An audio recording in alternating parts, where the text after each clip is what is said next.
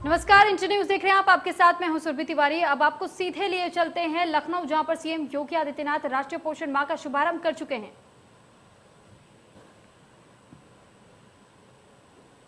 उद्देश्य से ICDS mascot आंचल जो है वो आज यहां लॉन्च किया जा रहा है। मैं निवेदन करूंगा माननीय मुख्यमंत्री महोदय से कि वे टैब पर क्लिक करके उसे बटन दबाकर उसका शुभारंभ करेंगे।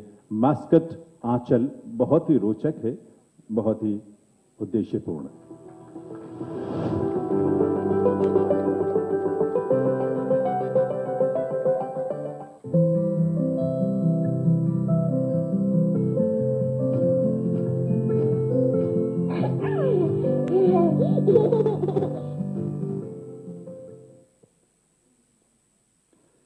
घर घर में ये किलकारी गूंजे, खुशी गूंजे, यही संकल्प और यही सोच है हम सबकी।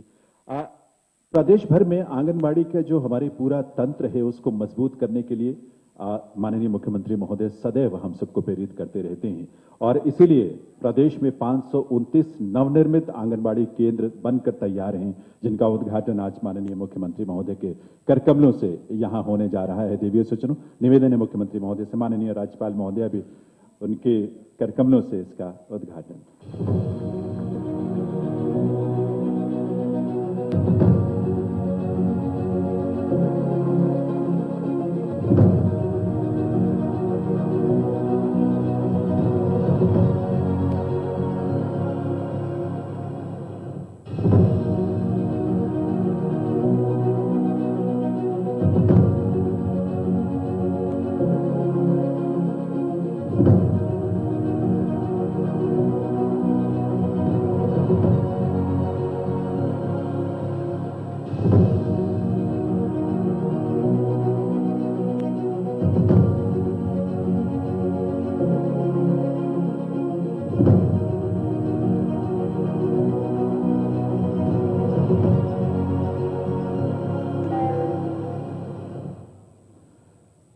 आभार माननीय राज्यपाल महोदय का, मुख्यमंत्री महोदय का, उनके इस कृपा के लिए, स्नेह के लिए। पूरे प्रदेश में 24 जनपदों में ये नवनिर्मित कुल 529 आंगनबाड़ी केंद्र हैं, जो कि 4,142 लाख, लगभग 4,142 लाख रुपए की लागत से बनकर तैयार हुए हैं, जो हमारी इस पूरी प्रक्रिया को और भी मजबूती प्रदान करेंगे। देवीय सज्जनों, माननीय मुख्यमंत्री महोदय और माननीय राज्यपाल महोदय, आप दोनों की सदैव से ये कोशिश रही है और ये प्रेरणा हम सबको मिलती है कि प्रदेश में हम सब बेहतर से बेहतर काम करते हुए जनता की सेवा करें और इस बात के लिए आप हमेशा हमें प्रोत्साहित करते हैं। आज विभाग के फील्ड स्तर के कर्मचारी और अधिकारियों को उत्कृष्ट कार्य के लिए यहां पुरस्कृत किया जाना है। मैं राज्यपाल महोदया से और माननीय मुख्यमंत्री महोदय और साथ ही मंत्री महोदया से निवेदन करूंगा कि वे मंच के अग्रभाग में आने की कृपा करें, जहां वे अपने करकमलों से हमारे आंगनबाड़ी केंद्र, आंगनबाड़ी कार्यकर्त्री, मुख्य सेविकाएं तथा बाल विकास परियोजना अधिकारियों को प्रशस्ति पत्र भेंट करके उनको यहां पर सम्मानित करेंगे और इस सब में आपका स्नेह तालियों के रूप में तो जरूर शामिल होगा। सबसे पहले अनीता विश्वकर्मा आंगनबाड़ी कार्यकर्त्री हैं वाराणसी से, उन्हें हम आमंत्रित करते हैं कि वे ये प्रशस्ति पत्र, ये सम्मान राज्यपाल महोदया से और माननीय मुख्यमंत्री महोदय से मंच पर प्राप्त करें और करतल ध्वनि आपकी तरफ से होगी, क्योंकि हम सबकी शुभकामनाएं इन सबके साथ होनी चाहिए जिन्होंने जमीनी स्तर पर अंतिम जन के साथ खड़े होकर काम किया है। अर्चना मौर्य अयोध्या से, उन्हें आमंत्रित करता हूं। आंगनबाड़ी कार्यकर्त्री हैं, उनको सम्मानित करने के लिए राज्यपाल महोदया और माननीय मुख्यमंत्री महोदय, आप सबका आशीष मिला। कौशल्या रानी पीलीभीत से, उनको मैं आमंत्रित करता हूं कि वे मंच पर आकर राज्यपाल महोदया से और मुख्यमंत्री महोदय से यह सम्मान प्राप्त करें। कौशल्या रानी, तालियां आप सबकी तरफ से, करतल ध्वनि आप सबकी तरफ से देवियों से, जिन्होंने भी मिलनी चाहिए। और इसके बाद सहारनपुर से मोहिनी सैनी को मैं आमंत्रित करूंगा कि वे मंच पर आकर यहां ये सम्मान, ये प्रशस्ति प्राप्त करें। ये प्रशंसा उनके कार्यों के लिए है। मोहिनी सैनी। जौनपुर से प्रतिभा सिंह जी हैं, जिन्हें आमंत्रित करूंगा कि वे आकर ये प्रशस्ति पत्र और ये शॉल के माध्यम से सम्मान और आपकी करतल ध्वनि के माध्यम से ये आप सबकी शुभकामनाएं प्राप्त करें। प्रतिभा सिंह। सरिता देवी मेरठ से उनको आमंत्रित करते हैं। और सरिता देवी के बाद बाराबंकी से शर्मिला देवी, आंगनबाड़ी कार्यकर्त्री हैं आप भी, आपको भी ये सम्मान यहाँ उत्कृष्ट कार्य हेतु प्रदान किया जा रहा है। शर्मिला देवी बाराबंकी से, सुनीता देवी इसके बाद मैनपुरी से, उनको मैं आमंत्रित करता हूं कि वे मंच पर आएं। सुनीता देवी मैनपुरी से आंगनबाड़ी कार्यकर्त्री, उनका भी यहां सम्मान किया जाएगा। इसके बाद रामपुर से तरन्नुम, उन्हें आमंत्रित करता हूं मंच पर आने के लिए, निवेदन करता हूं कि वे आकर यह सम्मान प्राप्त करें। शॉल और प्रशस्ति पत्र यहां इस मंच पर। कानपुर देहात से उषा जी हैं आंगनबाड़ी कार्यकर्त्री, उनको मैं आमंत्रित करता हूं। आंगनबाड़ी कार्यकर्त्री हैं जो सेवा भाव से अपने कर्तव्य को पूरा करती हैं। इसके बाद मुख्य सेविका बाराबंकी से पारा अधिकारी, उनको मैं आमंत्रित करता हूं। पारा अधिकारी मुख्य सेविका बाराबंकी से, उन्हें भी इस अवसर पर प्रशस्ति पत्र भेंट करके और शॉल भेंट करके सम्मानित किया जा रहा है। आप सबकी करतल ध्वनि उन सबको भी मिलनी चाहिए। मुख्य सेविका रेणु पांडे वाराणसी से, आमंत्रित करता हूं रेणु जी को कि वे आकर ये सम्मान प्राप्त करें। मुख्य सेविका रेणु पांडे जी। सुबोध हैं मेरठ से मुख्य सेविका, उन्हें आमंत्रित करता हूं कि वे आएं और आकर ये सम्मान यहां पर प्राप्त करें। और हमारे बाल विकास परियोजना अधिकारी जिन्होंने उत्कृष्ट कार्य किया, अतेंद्र कुमार मेरठ से, उन्हें यह सम्मान राज्यपाल महोदया और मुख्यमंत्री महोदय के कर कमलों से प्राप्त हो रहा है। और बाल विकास परियोजना अधिकारी कानपुर नगर से रत्ना श्रीवास्तव जी, उन्हें भी आमंत्रित करता हूं कि वे भी ये सम्मान प्राप्त करें। करतल ध्वनि एक बार सभी के लिए। और दिव्य सज्जनों, नए 90 बाल विकास परियोजना अधिकारियों की नियुक्ति जो है लोक सेवा आयोग द्वारा की गई है। आज यहां उनमें से 10 को यहां नियुक्ति पत्र प्रदान किया जाएगा और ये पत्र प्रदान करेंगे माननीय राज्यपाल महोदय, मुख्यमंत्री महोदय। और इसमें सबसे पहले मैं जिनको आमंत्रित करना चाहता हूं, सुश्री शिवानी गुप्ता, नवनियुक्त बाल विकास परियोजना अधिकारी नियुक्ति पत्र प्राप्त करेंगे ये राज्यपाल महोदया और मुख्यमंत्री महोदय से। श्री यश मेहता,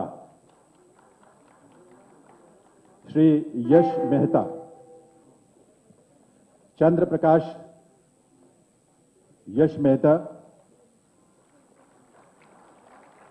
ये नई ऊर्जा का संचार पूरी प्रक्रिया में इस तंत्र में होगा। करता हूं चंद्र प्रकाश तिवारी। उसके बाद रामानुज पांडे, के बाद राहुल सिंह, श्री ओम प्रकाश,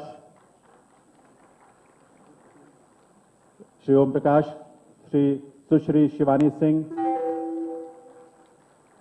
श्रीमती मीनाक्षी पांडे, श्री आकाश दाल, मीनाक्षी पांडे के बाद आकाश डालमिया जी आएंगे। आकाश डालमिया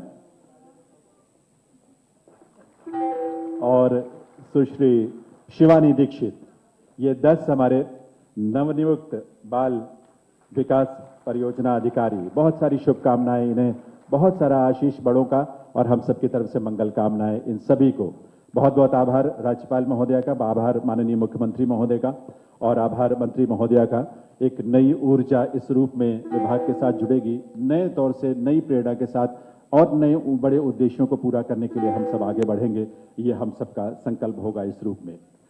देवी सज्जनों, हम सब जानते हैं इस बात को कि माननीय मुख्यमंत्री महोदय की सोच में पोषण जो है वो केवल शारीरिक स्वास्थ्य तक ही सीमित नहीं है, बल्कि आपकी सोच है कि शारीरिक स्वास्थ्य के साथ साथ मानसिक और आत्मिक सोच को भी श्रेष्ठ बनाया जाए, ये सब उसमें शामिल किया जाए।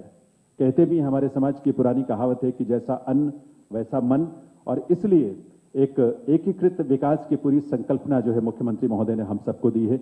आज एक बार पुनः यह अवसर हम सबको मिल रहा है कि माननीय मुख्यमंत्री महोदय से हम प्रेरणा प्राप्त करें, उनका मार्गदर्शन प्राप्त करें। उनकी उपस्थिति हम सबको गौरव की भाव से भर देती है। मैं निवेदन करूंगा माननीय मुख्यमंत्री महोदय से कि वे अपने उद्बोधन से हम सबको कृतार्थ करें, अनुग्रहित करें। माननीय मुख्यमंत्री महोदय।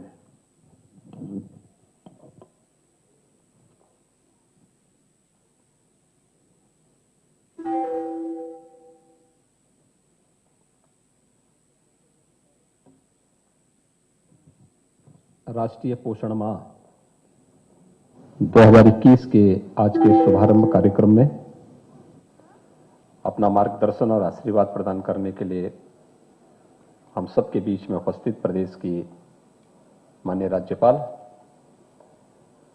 आदरणीय श्रीमती आनंदीबेन पटेल, मंच पर उपस्थित विभाग की मंत्री श्रीमती स्वाति सिंह जी, विभाग के प्रमुख सचिव और अन्य सभी अधिकारीगण, आज के इस कार्यक्रम में राष्ट्रीय पोषण माह के आज के इस कार्यक्रम को अपने अपने क्षेत्रों में नेतृत्व प्रदान करने के लिए जिन लोगों ने उत्कृष्ट कार्य किया है, ऐसे आंगनबाड़ी कार्यकर्त्री, मुख्य सेविका तथा बाल विकास परियोजना अधिकारियों के साथ ही यहां पर नवनियुक्त बाल विकास परियोजना अधिकारियों को नियुक्ति पत्र और प्रशस्ति पत्र देने का कार्यक्रम भी यहां पर आयोजित है। प्रदेश के वे सभी केंद्र, हर जनपद में इन केंद्रों के साथ आज सीधे संवाद का एक कार्यक्रम चल रहा है। वहां पर भी उपस्थित जिले से जुड़े हुए सभी अधिकारी और जनप्रतिनिधिगण और उपस्थित भाइयों, बहनों एवं प्यारे बच्चों, राष्ट्रीय पोषण माह 2021 के शुभारंभ के इस कार्यक्रम के अवसर पर मैं सबसे पहले प्रदेश की माननीय राज्यपाल जी का आप सबकी ओर से, प्रदेशवासियों की ओर से हृदय से स्वागत करता हूं, अभिनंदन करता हूं कि उन्होंने आज के इस कार्यक्रम में अपना समय देकर के आंगनबाड़ी केंद्र कैसे संचालित होने चाहिए, पोषण मिशन को हम कैसे सफल बना सकते हैं, इन सब के लिए उन्होंने अपना समय दिया और स्वयं उपस्थित होकर के अपना आशीर्वाद दे रही हैं। मैं इसके लिए हृदय से उनका स्वागत करता हूं, अभिनंदन करता हूं। ये हम सबका सौभाग्य है कि मातृस्वरूपा प्रदेश की राज्यपाल महोदय की स्वयं रुचि इस क्षेत्र में है और उनके पास एक लंबा अनुभव इस फील्ड में काम करने का है। स्वयं भी में, कानपुर में, लखनऊ में, प्रयागराज में और अलग अलग क्षेत्रों में स्वयं जनपदों में जाकर के आंगनबाड़ी के बारे में, पोषण मिशन को सफलतापूर्वक आगे बढ़ाने को लेकर के अनेक प्रयोग किए हैं और बेहतर परिणाम भी लाए हैं। इसलिए आज का यह कार्यक्रम अत्यंत महत्वपूर्ण कार्यक्रम है, जिसमें स्वयं राज्यपाल महोदय का मार्गदर्शन। एक मजबूत चट्टान की तरह हमेशा अपनी पार्टी के साथ खड़े रहे। मैं करती हूँ कि बीएसपी से जुड़े अन्य सभी वर्गों के लोग भी इनकी तरह आगे कभी भी गुमराह नहीं होंगे तथा ना ही किसी के बहकावे में व ना ही किसी के प्रलोभन आदि में भी आएंगे। जबकि इनको ये मालूम होना चाहिए कि पिछले कुछ वर्षों में चाहे यहाँ सपा की सरकार रही हो, बीजेपी की सरकार हो, लेकिन इन सभी रही जाति व पूंजीवादी सोच के कारण यहाँ से विशेषकर गरीबों, मजदूरों, किसानों एवं अन्य लोगों के साथ साथ दलितों, पिछड़ों, प्रबुद्ध वर्ग में से ब्राह्मण समाज के लोगों का भी हर स्तर पर काफी ज्यादा शोषण एवं उत्पीड़न आदि हुआ है। एक माँ हो, एक बच्चा स्वस्थ हो, इस राष्ट्रीय पोषण मिशन के जुड़ी हुई, इसलिए राष्ट्रीय कार्यक्रम के हर भारतवासी को चाहिए, क्योंकि जब एक माँ या एक बच्चा कुपोषित होता है तो ये केवल एक परिवार के लिए नहीं, ये चैलेंज निरंतर कार्यक्रम चले हैं, उसके बहुत अच्छे परिणाम सामने आए हैं।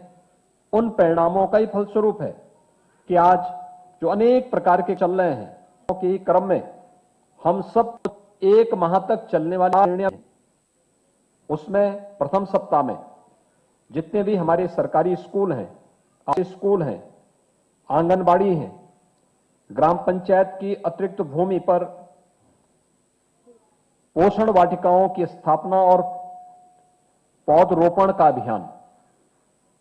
द्वितीय सप्ताह में आयुष यानी जिसमें बच्चे, किशोरी बालिकाएं गर्भवती महिलाओं को केंद्रित करते हुए योग के विशेष सत्रों का आयोजन, उनके लिए, एक बच्चे के लिए किस प्रकार की योगिक क्रियाएं हो सकती हैं, एक किशोरी बालिका को कौन से योगिक क्रियाओं को करने से, और एक गर्भवती महिला के लिए किस प्रकार की योगिक क्रियाओं को करने से वह योग की इन क्रियाओं का लाभ ले सकती हैं, इसके बारे में विशेष सत्र का आयोजन करना। तृतीय सप्ताह में पोषण संबंधी प्रचार प्रसार सामग्री और अनुपूरक पुष्टाहार आदि के वितरण की कार्रवाई बृहद पैमाने पर पूरे प्रदेश के अंदर करना।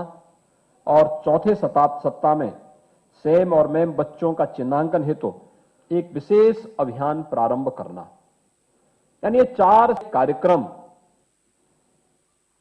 एक विशेष अभियान है, और इस अभियान के साथ मुझे लगता है कि हम सब इसे सफल बनाना चाहिए, क्योंकि यह एक बच्चे और एक मां और एक बच्चे के ही स्वास्थ्य से जुड़ा हुआ नहीं है, इस समाज और राष्ट्र से जुड़े हुए, उसके स्वास्थ्य से जुड़े हुए, उसके सशक्तिकरण से जुड़ा हुआ एक महाअभियान है। और इसलिए इस अभियान के साथ जुड़ करके हम सबको इसे सफल बनाने में अपना योगदान देना चाहिए। सरकार ने इस दिशा से बहुत पार्टी की सरकार बनने पर विशेषकर ब्राह्मण समाज के हित एवं कल्याण को लेकर जो कुछ भी कहा है उस आप लोग को जरूर विश्वास करना चाहिए। और आज मैं खुद भी प्रबुद्ध वर्ग में से ब्राह्मण समाज के लोगों को भी ये वायदा करती हूँ कि यूपी में इस बार बीएसपी की सरकार बनने पर अन्य सभी समाज के लोगों के साथ साथ ब्राह्मण समाज की भी सुरक्षा, सम्मान व तरक्की आदि का सन 2007 में बीएसपी से पूर्ण बहुमत की रही सरकार की तरह ही इनका पूरा ध्यान रखा जाएगा तथा इनको किसी भी मामले में निराश नहीं होने दिया जाएगा। इतना ही नहीं बल्कि इनके साथ व अन्य समाज के लोगों के साथ भी संकीर्ण मानसिकता व जातिगत एवं राजनीतिक द्वेष की भावना से जो भी गलत कार्रवाई की गई है, तो फिर बीएसपी की सरकार बनने पर उन सभी मामलों की उच्च स्तरीय जांच कराई जाएगी। जांच में दोषी पाए गए अधिकारियों के विरुद्ध सख्त कार्रवाई की जाएगी तथा पीड़ितों को न्याय व उनके आर्थिक हुए नुकसान की भी भरपाई की जाएगी, जिसके लिए अब इन लोगों को भी यहाँ आगामी विधानसभा चुनाव में सन 2007 की तरह ही बीएसपी से उन्हें हर स्तर पर पूरी ईमानदारी व निष्ठा से खुलकर जुड़ना होगा। और इसके लिए श्री एस.सी.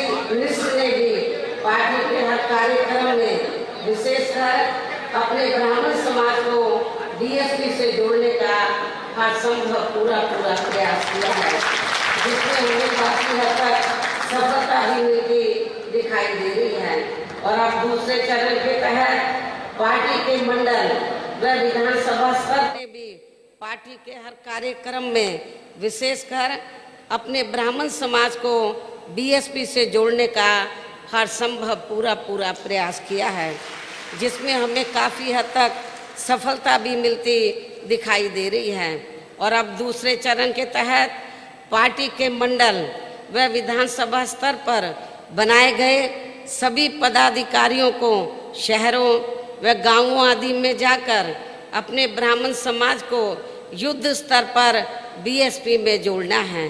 अर्थात अब इन्हें भी हर स्तर पर पार्टी को सहयोग देकर फिर से यहाँ सन 2007 की तरह ही बीएसपी की पूर्ण बहुमत की सरकार। मानसिक स्वास्थ्य के बारे में बल्कि वे स्कूली पाठ्यक्रम के साथ जुड़ करके धीरे धीरे स्कूल के प्रति उनकी रुचि बढ़ सके, इस भाव के साथ हम लोगों को एक कार्यक्रम चलाना था। लेकिन कोरोना महामारी के दौरान इस कार्यक्रम को आगे बढ़ाने में हमें समस्या खड़ी हुई। आज कोरोना उत्तर प्रदेश के अंदर लगभग नियंत्रण में है। आज ही अगर आप उत्तर प्रदेश के अंदर देखेंगे तो 24 करोड़ की आबादी में मात्र 22 मामले आए हैं कोरोना पॉजिटिव के। 28 जनपद ऐसे हैं जहां कोरोना का एक भी मामला आज के दिन पर नहीं बचा है। आज 59 जनपद ऐसे हैं जहां एक भी कोरोना का पॉजिटिव केस नहीं आया है और बाकी जो 16 जनपद हैं, उन 16 जनपदों में सिंगल डिजिट में केस आए हैं। यानी हम लोगों ने कोरोना प्रोटोकॉल का पालन करते हुए प्रधानमंत्री जी के का वो जो आह्वान था, जो संकल्प था कि 2 गज की दूरी और मास्क है जरूरी के लक्ष्य को प्राप्त करने के लिए उसका अनुपालन करते हुए प्रत्येक नागरिक को इसके प्रति आग्रही बनाया, वैक्सीनेशन के साथ जोड़ा। आज उत्तर प्रदेश ने देश के अंदर सर्वाधिक वैक्सीन देने वाला राज्य उत्तर प्रदेश बना है। 8 करोड़ 8 लाख से अधिक लोगों को हम वैक्सीन की डोज उपलब्ध करा चुके हैं। लगभग 7 करोड़ 39 लाख से अधिक लोगों को हम लोगों ने अब तक कोविड टेस्ट उनके संपन्न किए हैं, यानी दोनों देश के अंदर सर्वाधिक है। और इस कालयक हमारे लिए सबसे उपयुक्त कालखंड है जब हम आंगनबाड़ी की गतिविधियों को भी हम आगे बढ़ा करके, कोरोना प्रोटोकॉल का पालन करते हुए इन गतिविधियों को आगे बढ़ा करके पोषण माह के इन कार्यक्रमों को सफलतापूर्वक आगे बढ़ा सकें। और आज इस अवसर पर नवनियुक्त बाल विकास परियोजना अधिकारियों के ऐसे 90 जो लोक सेवा उत्तर प्रदेश लोक सेवा आयोग से चयनित हुए हैं, ऐसे अधिकारियों का चयन संपन्न होने के बाद आज राज्यपाल महोदय के कर कमलों से उन्हें यहां पर नियुक्ति पत्र भी वितरण होने का कार्यक्रम संपन्न हो रहा है। मैं नवनियुक्त बाल विकास परियोजना अधिकारियों को उनके चयन के लिए उन्हें बधाई देता हूं। उत्तर प्रदेश लोक सेवा आयोग को समयबद्ध ढंग से इस कार्यक्रम को आगे बढ़ाने के लिए हृदय से धन्यवाद भी देता हूं और आप सबसे अपेक्षा रखता हूं कि चयन की प्रक्रिया आपने देखी होगी कितनी पारदर्शी थी। आपको कहीं सिफारिश कराने की आवश्यकता नहीं पड़ी होगी। मेरिट के आधार पर सारे कार्यक्रम हुए हैं। जब सरकार मेरिट के आधार पर आपका चयन करवा रही है, उस प्रकार की सुविधा दे रही है, उस प्रकार का मंच दे रही है, तो सरकार ये अपेक्षा आप सबसे रखती है कि आप भी इस मिशन के साथ जोड़ करके ईमानदारी पूर्वक परिणाम दीजिए, क्योंकि बच्चे ये ईश्वर की कृति है। उसके लिए शासन के द्वारा उन्मन्य जो सहायता है ये उस तक पहुंचना चाहिए। एक ईश्वरीय कार्य है और उस ईश्वरीय कार्य के साथ अगर हम सब जुड़ते हैं तो ये मान करके चलिए कि हम स्वयं को धन्य करते हैं, क्योंकि यह आप राष्ट्र की आधारशिला को मजबूत कर रहे हैं। और एक कुपोषित बच्चे और एक कुपोषित मां से उम्मीद नहीं की जा सकती कि वह समाज और राष्ट्र की वर्तमान की चुनौतियों का सामना करने के लिए समाज के लिए हो सके। अनेक प्रोग्राम हैं, अनेक कार्यक्रम हैं, उन कार्यक्रमों के साथ हमें जुड़ना होगा, उन कार्यक्रमों को ईमानदारी के साथ पहुंचाना होगा। और महिला सशक्तिकरण की दिशा में तो बहुत सारे कदम बढ़ाए गए हैं। मिशन शक्ति का 3रा चरण का कार्यक्रम वर्तमान में चल रहा है। इस कार्यक्रम में आप देख रहे होंगे कि महिला पुलिस यानी आरक्षी जो 30,000 की संख्या में प्रदेश के अंदर भर्ती की गई थी, उन सबको महिला पुलिस बीट अधिकारी के रूप में तैनाती दी गई है। वह महिलाओं से जुड़ी हुई समस्याओं का समाधान तो कर ही रही हैं, लेकिन साथ साथ पोषण से जुड़ी हुई और महिला कल्याण से जुड़ी हुई उन सभी योजनाओं का लाभ गांव की और नगरीय क्षेत्र में मोहल्ले मोहल्ले में जो महिलाएं हैं जिनको इनके बारे में बहुत जानकारी नहीं, उनको देने का कार्य भी सफलतापूर्वक वहां पे कर रही है। दूसरा, इस अभियान को कैसे हम सफलतापूर्वक आगे बढ़ा सकते हैं, इसमें बहुत बड़ा कार्य हो सकता है। हमारी आंगनवाड़ी यहां पर है।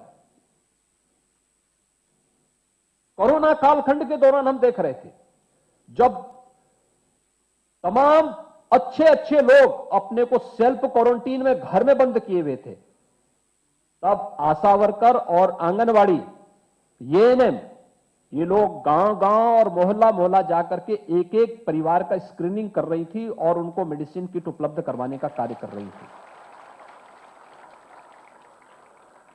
अगर ये निगरानी समितियों के माध्यम से ये कार्य ये लोग नहीं करते, उत्तर प्रदेश में कोरोना की स्थिति को संभालना कठिन हो जाता है।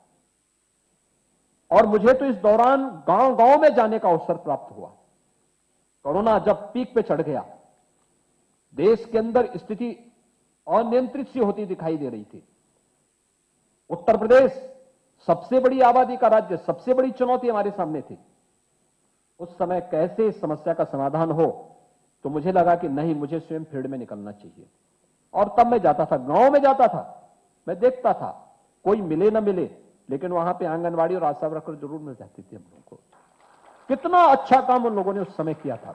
और उस कार्य को ही ध्यान में रख करके सरकार ने निश्चित किया कि हम आंगनवाड़ी और आशा वर्कर के मानदेय को बढ़ाने का काम करेंगे। और सरकार उस दिशा में बेहतरीन तरीके से आगे बढ़ रही। हम उन लोगों के साथ बैठ करके कार्य योजना उसका विभाग तैयार कर रहा है। लेकिन साथ साथ मैंने विभाग को यह भी कहा है कि उनका जो पिछला बकाया है उसका भी तत्काल भुगतान करने की व्यवस्था कर दें, जिससे किसी को सामने भी कोई ऐसी स्थिति नहीं आनी चाहिए कि वह बाद में सरकार के सामने या विभाग के सामने हाथ फैलाने की नौबत नहीं आनी चाहिए। क्योंकि आज तो ये समय है कि जब उनके कार्यों के लिए उन्हें सम्मानित किए जाने की आवश्यकता है। हाँ। क्यों ऐसा क्यों समझती सपा बसपा आपसे? क्यों डरती है? अब लैला की दुश्मनी में तो करते हैं ना पूरे मजनू। तो इनको लगता है कि सपा को या जो भी बीएसपी अगर एक ऐसा हमको अनटचेबल बनाना चाहती है तो हमको कोई एतराज नहीं है। हम उत्तर प्रदेश की जनता में जाएंगे और उनको भी पैगाम देंगे कि देखिए ये हमको अनटचेबल बना रहे हैं। और मकसद, परेशानी इनको इस बात की है कि जब हम ये कहते हैं कि 19% मुसलमान और आप MY कॉम्बिनेशन की बात करते हैं, आप 11% और 19% गुलामी आपकी करते रहे, आपकी जय जयकार करते रहे, आपको मुख्यमंत्री बनाए, आपको वोट दें, और आप हिस्सेदारी की जब बात होती है तो बात ही नहीं करते आप। मुजफ्फरनगर का इतना बड़ा फसाद हुआ, मुख्यमंत्री जनाब अखिलेश यादव थे। अगर वो केस चला देते तो आज योगी सरकार मार्च में 77 केसेस को वापस नहीं लेती। ये हर क्योंकि ज्यादा दूध नहीं, क्योंकि जितना व्यक्ति को उतना खाना चाहिए जितने पचाने की क्षमता हो।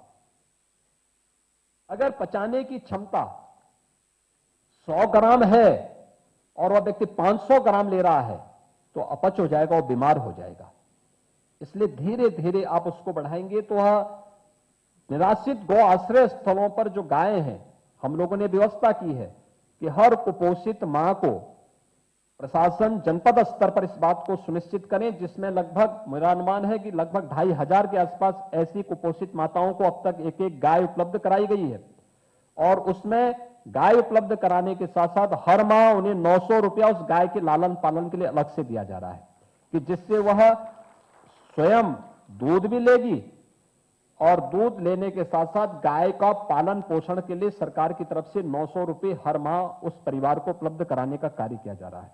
और मैं आप सबके साथ कहूंगा, जो एक किचन गार्डन हम बनाएंगे, इसके साथ ऐसी महिलाओं को जोड़ने के साथ साथ ग्राम पंचायत में भी जो भूमि होगी, राजस्व विभाग के साथ बैठ करके जिला प्रशासन दूसरे चरण के कार्यक्रम की भी शुरुआत करने के मौके पर मीडिया के जरिए प्रदेश के सभी वर्गों व धर्मों के लोगों से यही अपील करती हूं कि वे अपने परिवार के हित एवं कल्याण के लिए तथा उनके जान माल व ईमान की सुरक्षा एवं मान सम्मान आदि के साथ साथ बेहतर भविष्य के लिए भी दलित समाज की तरह वे उनसे अलावा यहाँ मैं इस मौके पर किसानों के संबंध में मीडिया बंधुओं को ये भी अवगत कराना चाहती हूँ कि भारतीय जनता पार्टी ने चुनाव के पहले वोट लेने के लिए किसानों की आमदनी 2 गुना करने का वायदा किया था। वह तो नहीं किया, बल्कि उनके ऊपर 3 काले कानून लादकर ने उनकी जमीन से भी वंचित करने का काम किया है।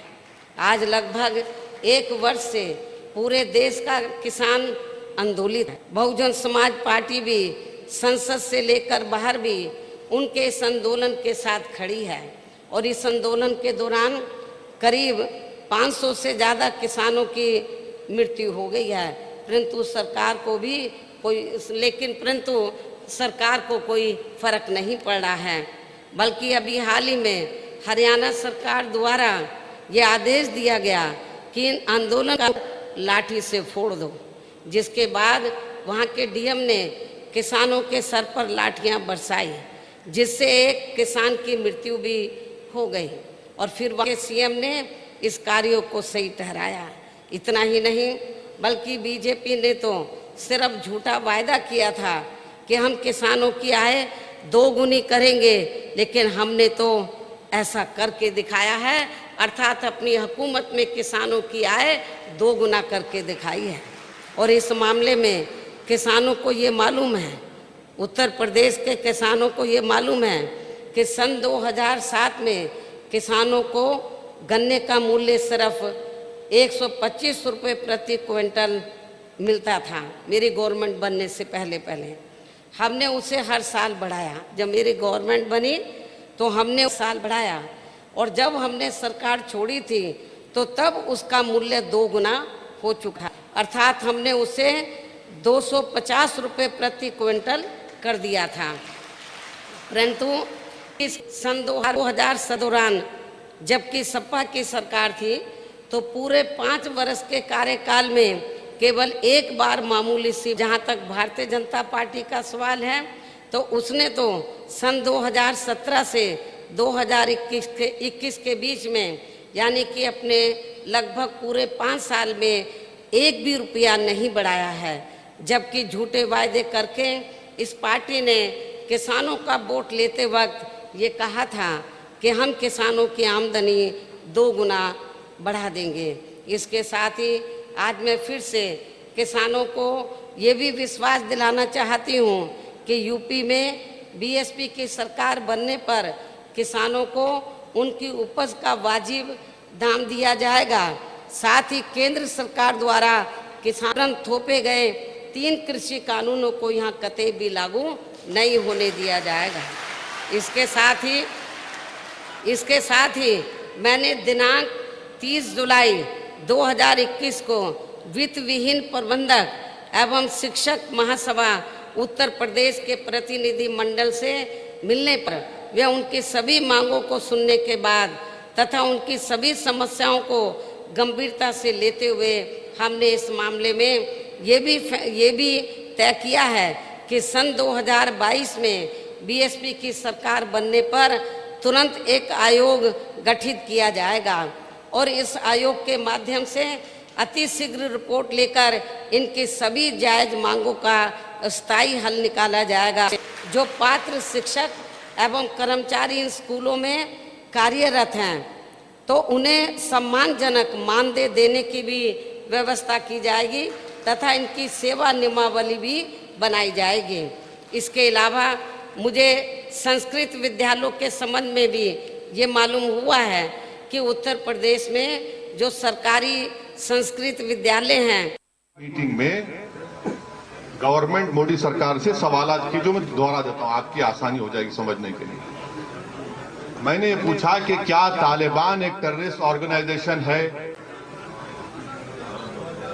अगर है तो यूनाइटेड नेशन में भारत सैंक्शन कमेटी का चेयरमैन है, तो क्या उनको डीलिस्ट करेगा या उनको वैसे ही भरा रखेगा? नंबर 1।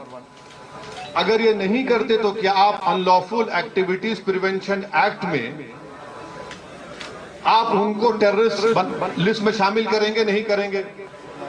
आप बताइए ना। और अगर ये भी नहीं करते तो फिर उनको खामोश रहना चाहिए, इस तरह की वाहियात बातें ना करें। जो उनको अपोज करा उसको ये नाम पुकार देंगे। आप सत्ता में हैं। ये सवालात मैंने ऑल पार्टी मीटिंग भी किए, पब्लिकली भी किया हूं और आज आपके सामने कर रहा हूं। और मेरा मानना यह है कि अफगानिस्तान में जो तब्दीली वो भारत के लिए ठीक नहीं है।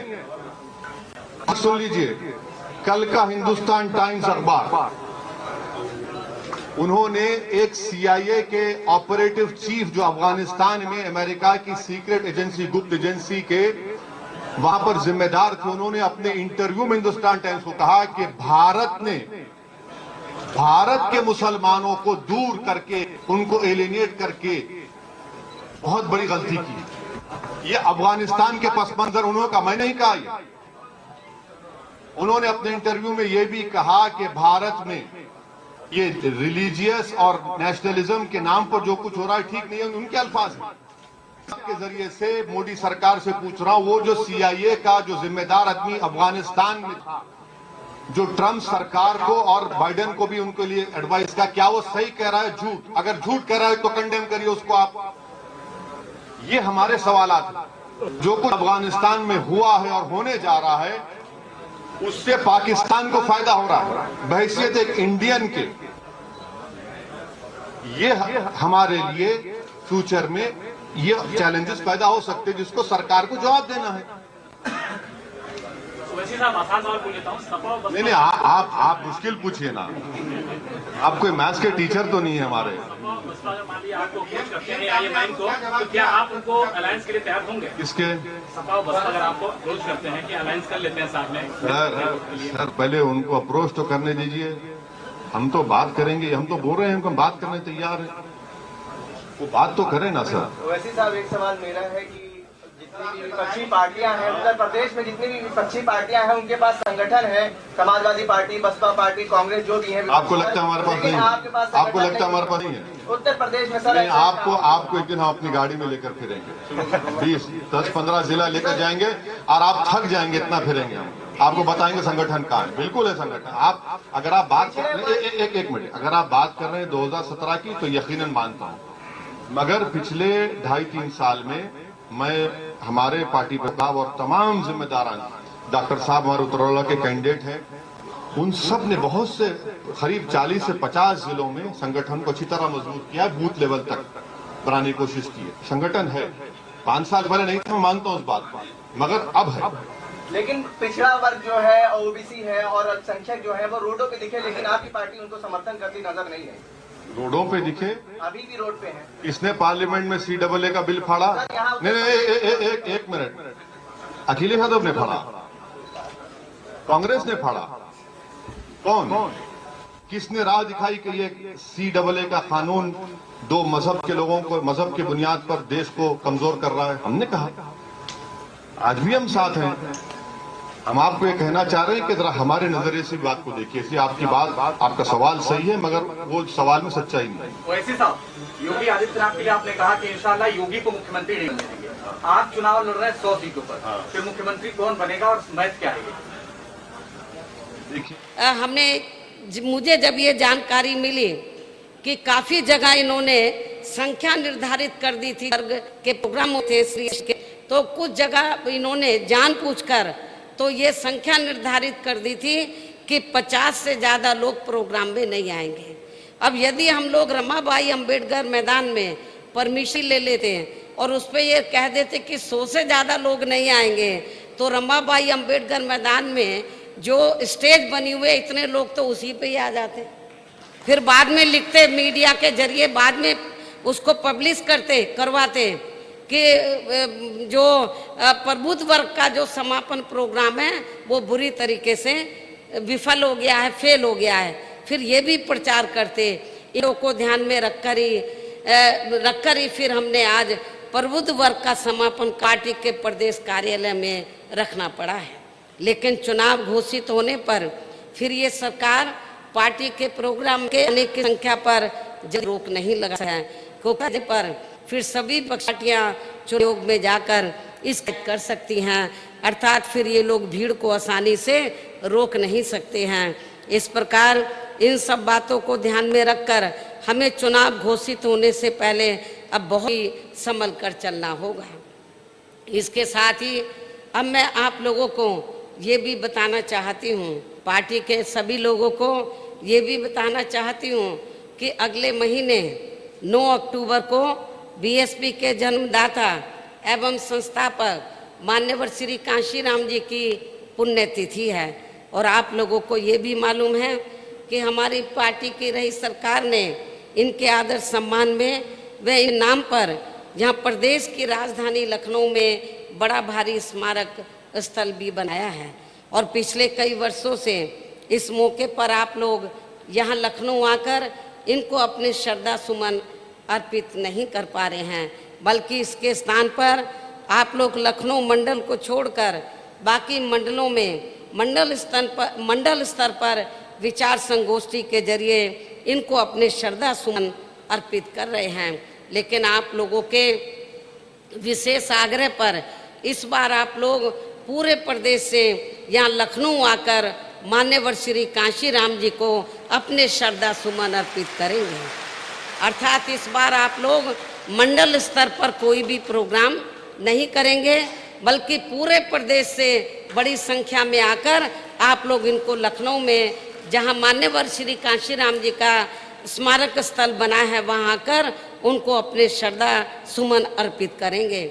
और आप लोगों के साथ साथ फिर मैं खुद भी उस दिन मान्यवर श्री कांशीराम जी के स्मारक स्थल पर पहुंचकर उनको अपने श्रद्धा सुमन अर्पित करूंगी तथा आप लोगों का भी आभार प्रकट करूंगी। कहने का तात्पर्य यह है कि इस बार आप लोग पूर्व की तरह अपने अपने मंडल में इनकी पुण्यतिथि का कार्यक्रम नहीं रखेंगे, बल्कि आप लोग प्रातः 8 बजे से ही लखनऊ के स्मारक स्थल पर पहुंचकर इनको अपने श्रद्धा सुमन अर्पित करेंगे। साथ ही आप लोग जहां अपने आने के दौरान जब आप लोग 9 अक्टूबर को स्मारक स्थल पर पहुंचे, तो इसके साथ ही आप लोग जहां अपने आने के दौरान अपने खाने का भी खुद ही प्रबंध इसके अर्थात श्रद्धा सुमन अर्पित बाद फिर आप लोग तरह से अपने वापिस चले जाएंगे। इसलिए लेकिन लखनऊ में आते व वापिस जाते समय भी को कोरोना मुक्त करना भी है। वैसे भी अब कुछ नहीं कहा जा सकता कि पूरी दुनिया में भारत देखा और नई बीमारी आ जाए, लेकिन प्रार्थना करते हैं इस तरह बीमारी अपने हालांकि किसी कौन स्वस्थ व्यक्ति अचानक दुनिया से चला जाए। जैसे अभी हाल एक युवा वे स्वास्थ्य के मामले में एकदम स्वस्थ फिलहाल पे चले जा देखने को मिला है। हालातों में अब हमें जैसी महामारी से बचने के लिए सरकार कर रही है। इस मौके लखनऊ पार्टी लोग मांगेंगे 9 अक्टूबर को, तो कोई भी बिना लगाए हुए स्मारक और पूरी दिशा के लिए मैंने प्रदेश के सभी मंडलों के पार्टी से केवल पर जो पूरे मंडल को जो पूरे मंडल 75 जिला अध्यक्षों की भी 11 बजे से यह प्रदेश कार्यालय में अति जरूरी बैठक भी बुला, मैं खुद ही और अब मैं पहले चरण प्रदेश के लगभग में प्रबुद्ध वर्ग के किए कर्मों सुनते अपनी बात को यही, लेकिन इसके साथ ही विचारना चाहती हूँ कि इस बार जब बीजेपी की सरकार पूर्ण बहुमत की बनेगी, सन 2007 की पूर्ण बहुमत सर्वजन पूरा फायदा करती हूँ। जब आपकी ये सरकार फिर से बनी, हम लोग तो का नहीं और अब बढ़ चढ़कर योगदान हर मामला उत्तर प्रदेश कानून व्यवस्था दी है, इधर आई हुई है बड़ी पीछे देखने के लिए कि अपने घर से चाहे वो जो वर्तमान कितना भी नाटक चैनल तो उसमें बीजेपी भाभी जी को तो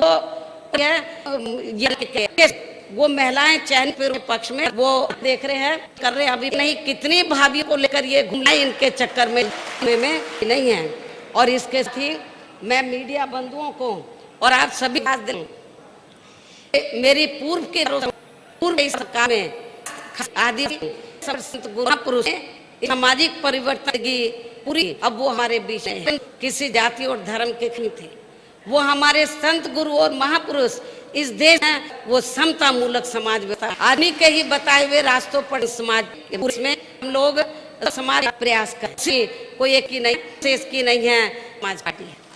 ये सब कि जिन्होंने और महापुरुषों ने सड़क समाज की कोशिश की, तो मेरी चल रही सरकारों के आदर्श तो नजदीक नोएडा में तो जो भी थे वो हमने संग्रहालय पार्क वे आदि स्थापित मालूम है, और जो हम कामना था हम चारों सरकारों में पूरा कर दिया उनके मान और सम। अब हमें कोई नया स्मारक या पार्क उनकी मूर्तियां लगाने की जरूरत नहीं पड़ेगी, जितना मैंने थोक के भा दिया कई गुना ज्यादा को कर दिया।